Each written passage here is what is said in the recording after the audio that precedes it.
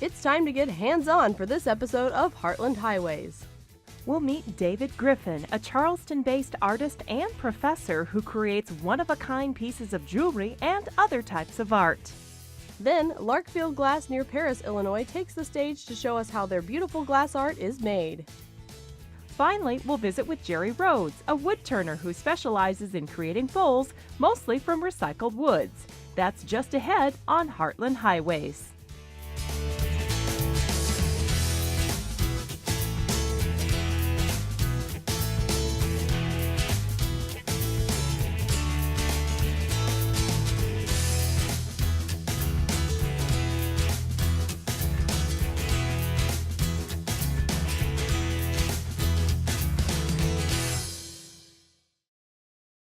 Every mile is an adventure here at Heartland Highways, and this week we're hitting the road to introduce you to 3 different artists. Our first artist is David Griffin, a mixed media and metal artist who also works here at Eastern Illinois University.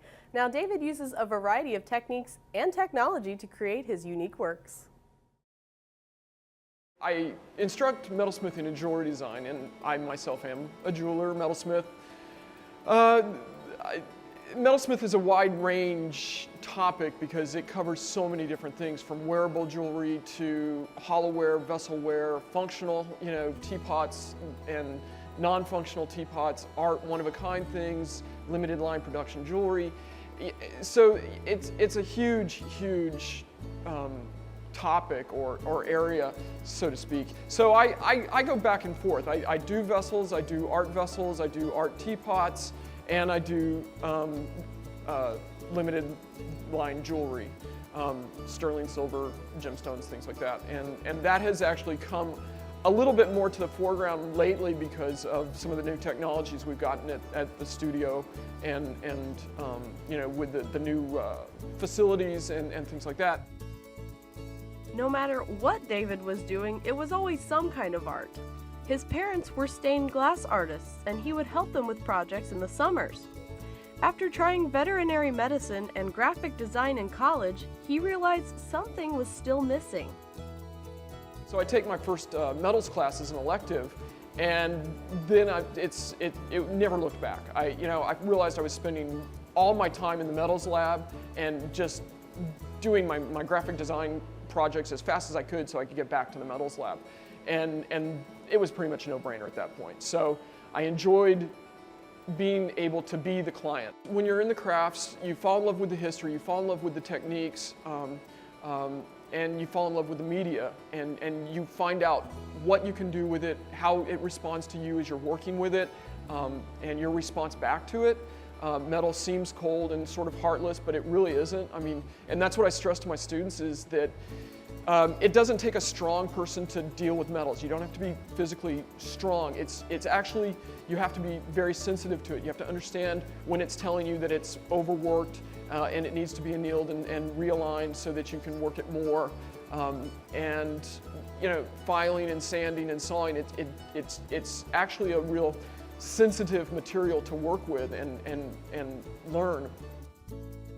And David is always learning. He says his art goes through phases that correspond with his life. Currently, I'm sort of dealing with the fact that on my vessel pieces, I'm using a lot of wood included, turned wood pieces included with the metal, which then has also been maybe dipped in resin and then turned back on the lathe again. So there's metal encased in a clear resin body with the wood being exposed as you turn it. Dealing with the woods that we live with out, in south of town here in Charleston. It's the environment I'm in now, looking at those things. I did a series of teapots based on cactuses. Basically the idea of the cactus containing water and being treasured and out in the arid desert Southwest in the land that I grew up versus what my kids are growing up here knowing cornfields and soybean fields and woods and everything else. Just that distinction between their childhood memories, my childhood memories, and it was all about family and stuff like that. So again, looking for that commonality in what the viewer brings to the piece, what I'm putting into the piece, and hoping to make that universal connection, which then makes it art, I guess. We spent an afternoon with David in the studio where he showed us how a custom designed piece of jewelry is made. You start with a particular stone you might want to use, gemstone. These are some 4mm round blue sapphires. And I threw together some quick little earring sets that we could show and mill. And we're going to mill these in just jeweler's wax. The wax block is then placed on the mill where a computer-aided drafting program and 3D scanner are used to design the piece and cut it out. This cutting process can sometimes take up to 6 hours. The cut-out wax pieces are then placed on sprues to prepare for the plaster mold creation process. This rubber base then allows us to put on this steel flask, which is going to house our earring model in there, and we're going to then pour in investment, which is a high temperature firing plaster, which is designed to go up to 1500 degrees, so that at that point the wax is going to burn out and vaporize, leaving us the core of the wax model. And that's again why it's called lost wax casting. You're burning it out never to see it again, because this mold is going to get destroyed at the end once the cast is made. After the wax is burned out of the cylinder, the next step is to melt the chosen metal, in this case sterling silver, and start the cast. Next, we're going to heat and preheat the flask or the crucible.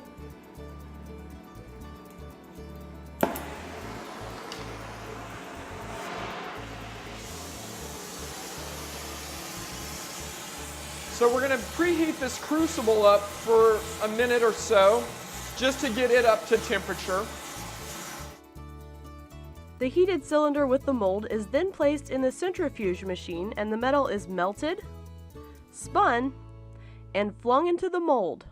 We close the lid, which then engages the motor, and it is now currently spinning at a very high rate of speed, slinging the metal into the, again, the hollowed out area where the wax burned out. Once it is cooled, the cylinder is dipped into cold water to remove the plaster. So we've blown out the plaster, and in my other hand is our casting, and we can break off that flux. It's black because the sterling silver oxidizes, and so to get rid of that, all we need to do is go take it in, anneal it with a slight soldering flame, and we'd put it into a mild acid solution, which then will clean it up, and it'll look like the pieces that we looked at the beginning of the demonstration, where it's all white and ready for its final finishing. David's finished pieces are a one-of-a-kind and are displayed nationally and internationally, maybe even in a gallery near you.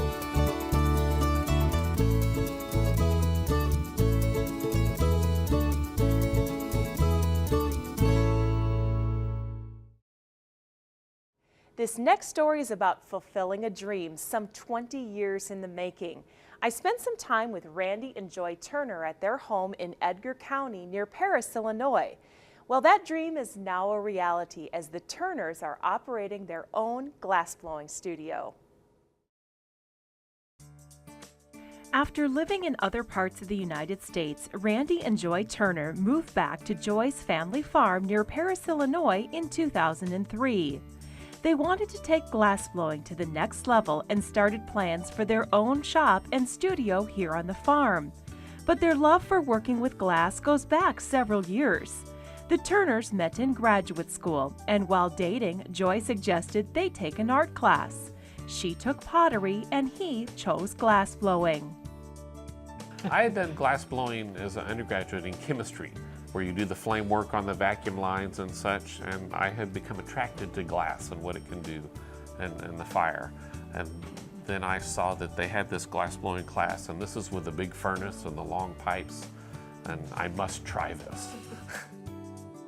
While working as a mechanical engineer, Randy continued to hone his glassblowing craft on the side with the idea that someday he could do it full-time. I loved it so much and loved the glass so much that we wanted to do this not as a hobby, but as a business.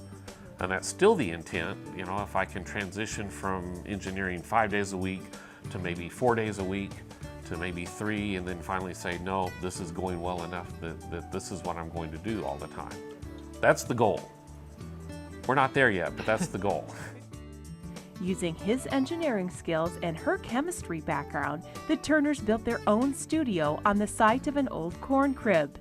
In 2007, Larkfield Glass became a reality.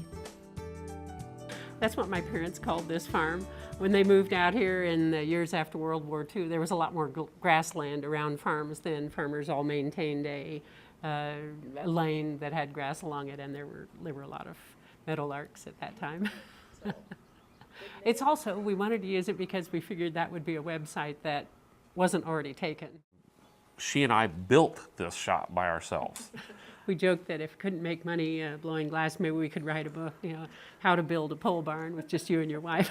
But the way I did it is I went to various manufacturers of all the pole barns that you can find, all over the place. Arthur, there's one in Charleston, or a couple in Charleston, and looked at how they did things and said, yeah, that's a good idea, or no, that's a problem. That's going to break after a while.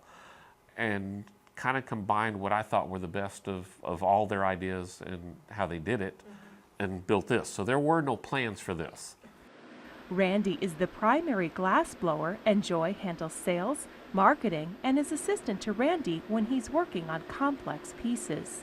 He does some pieces by himself. A number of pieces go a little easier with a second pair of hands. Some it's essential. And I just like to be out here. Sometimes I'll bring something else I'm doing out here. But there's usual other tasks to be done. I, for instance, sign all the pieces that he's made. Don't look at my handwriting. If you'd seen his handwriting, So I'll be there engraving Larkfield Glass in the year on the bottom of a lot of It's a lot easier to get a piece centered on the pipe when I'm switching pipes if I have help. I can do it by myself, but it's a little harder to get it centered. And if I'm trying to, glass is such that if you keep it centered, then you can do what you want with it. I can make it off-centered if I want. If it's off-centered, it's going to do what it's going to do, and I really pretty much have no control. So when I'm switching pipes, I still want it symmetrical and centered so that I can, kind of tell it, go this way. Randy creates vases, bowls, paperweights, and even fish. The initial design and final result is only limited by his imagination and sometimes what the glass decides to do. A lot of your pieces show the liquidity of glass. They're not rigidly exactly symmetrical, although some are, and he can work symmetrically if he wants to. But a number of the pieces will have a playful little twist on one side or a wave moving across them to give you a feeling that during the working, the glass is soft and it's liquid. I've made several vases that are like 30 inches tall. Well, I've got one that went right over the edge, and the 30-inch tall neck just kind of flopped all over the place, so I wrapped it around the vase. And it won't hold anything, but it's kind of cool to look at. It takes patience. It really does. It doesn't look like it at times. It looks like I'm running around with this on fire, but There's a long period early on in shaping the piece in which it doesn't look like much is going on. He's getting the bubble started, he's keeping it centered and beginning to elongate it, but the change is not very dramatic. And if we're doing a demonstration, particularly with young people, I'm frequently kind of trying to fill in that period and keep them from getting bored. But it has to be built up patiently at that point in order to, as he mentioned earlier, have the symmetric base to then, if you want, to have a long floppy edge on it if you want. And being able to be patient with that much heat right by you is just not possible with quite a number of people. A fair number of people that think glass blowing would just be the neatest thing find they cannot tolerate that much heat for very long. If it's just radiating heat at them, they're, can we finish up this part, get through this part quickly? And well, no, you need to start out and build up the shape on it, build the color up at that point with what color you want to show from the inside. and what color you want to show from the outside and the pattern. One of the things that you get better at with practice is working what we call hotter. That when I'm reheating the glass, when I was first starting, I wouldn't reheat it very much because I suddenly can't control it anymore, and I go out and it's really too stiff to do anything. You know, if I compare myself now with what I was then, I would lose every piece that I have because I'm working a lot hotter. And when you work hotter, you can do more things with the glass that you can't do when it's cold. For Randy and Joy, their plans are to continue creating lark-filled glass with the idea that Randy will soon be able to do it full-time, making those plans from so many years ago a reality. I frequently say to classes of students that we have out here, if there's something that you're just on fire to do and it doesn't look possible, start planning for it anyway. Plan as if you could do it. Begin to think what it would take to make it real.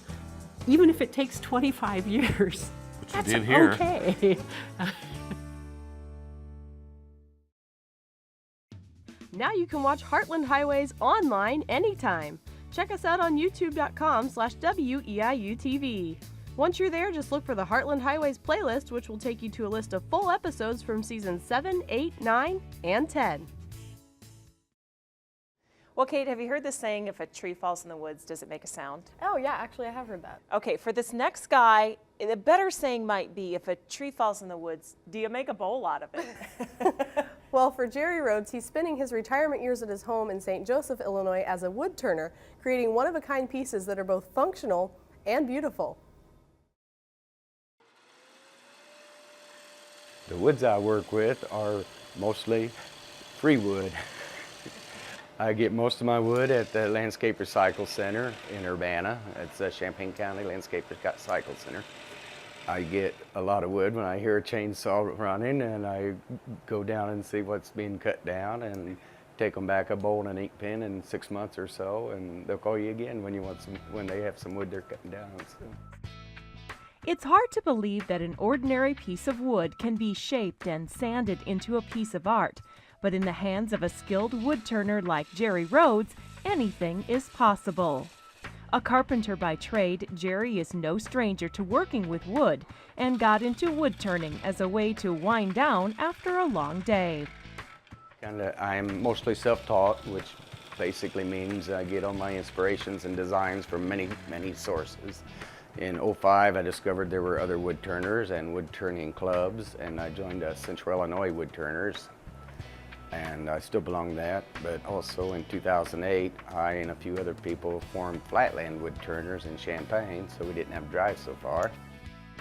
Starting out on small items like pens, Jerry eventually worked up to turning out bowls and vases. He says that really any type of wood can be used, and you never know what you may end up with at the end of the process. Sometimes you will reornate a piece to highlight something or to eliminate something, but sometimes you don't know what you've got here to go on. I made a platter once that it's been sold for a while, but I made a platter once, and working that close to it, I did not notice, but when my wife took pictures and then posted them, she happened to take the picture just right, and it looked exactly like a fish with some waves in it. And sometimes you get that. I've had pieces bowls that turned out, it looked like a bull's head in the inside. Of course, I put a little red dye on that and highlighted it and sold it to a Bulls fan someplace. While each wood has its own beauty, things like insect damage and spalting create unique lines and color variations. Spalting is the first stages of rotting. And if you get to the tree before it gets soft and punky, you get these black lines running through. In the lighter colored woods, the sycamores and the maples is really nice looking stuff, and you try to time it just right. Some of us spalt our own wood. We experiment with it. We stand it up in a pile of leaves and chainsaw debris and try to keep it wet and covered when it's hot in the summer, and we can create our own spalting. But it doesn't look as nice as nature's when you find it. The turning process for making a bowl involves several steps. Jerry starts by cutting bowl blanks from the log. It's the side of the tree, not the middle, that will eventually become the outside and bottom of the bowl. The blank is mounted on the lathe and the process of removing the outer bark begins.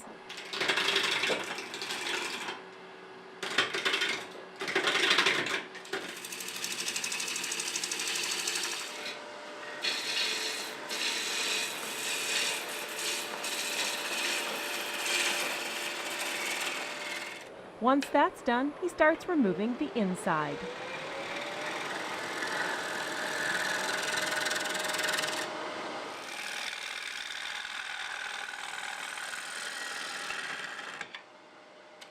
Using different shaping tools and just enough pressure allows the wood turner to remove just enough of the surface.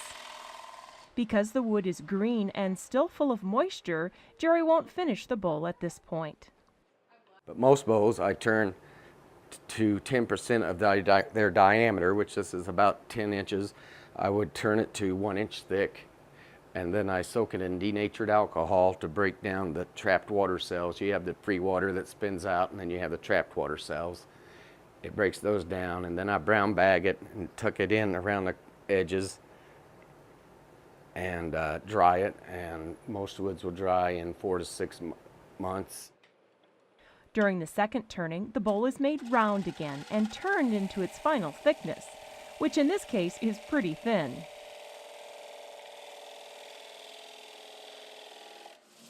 The piece is sanded smooth and finished off with food-safe Danish oil. The turning process leaves behind lots of wood shavings, which are recycled and used as fire-starting material or mulch for gardens. Those pieces that don't make the cut will end up as decorator firewood, as Jerry calls it, or given away to family and friends.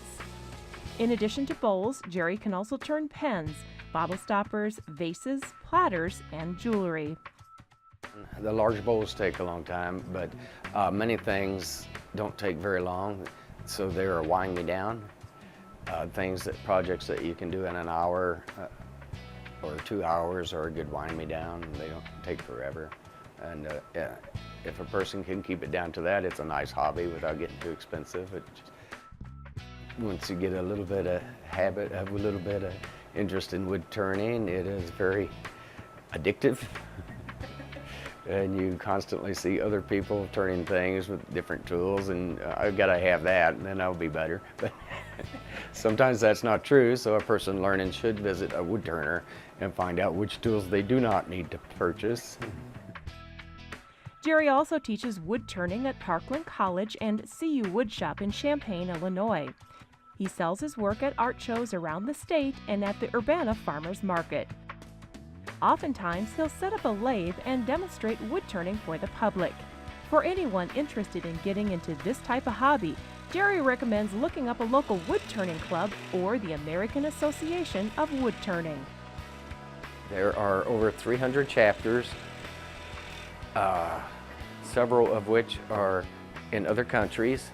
There are approximately 14,000 members that belong to the American Association of Wood Turners. Every year they have a big symposium. They do it regional. They scattered about the U.S. and that's a place to go and learn from the high-name people to learn new tricks and new embellishments to bowls and platters and different things. Some of our favorite adventures were ideas that came from viewers like you. If you think there's a place we should see or a person we need to meet, let us know about it. Just make sure it's in the Illinois, Indiana, or Missouri area. Drop us an email at heartlandhighways@weiu.net, call us at 1-877-727-9348, or send us a letter to 600 Lincoln Avenue, Charleston, Illinois, 61920.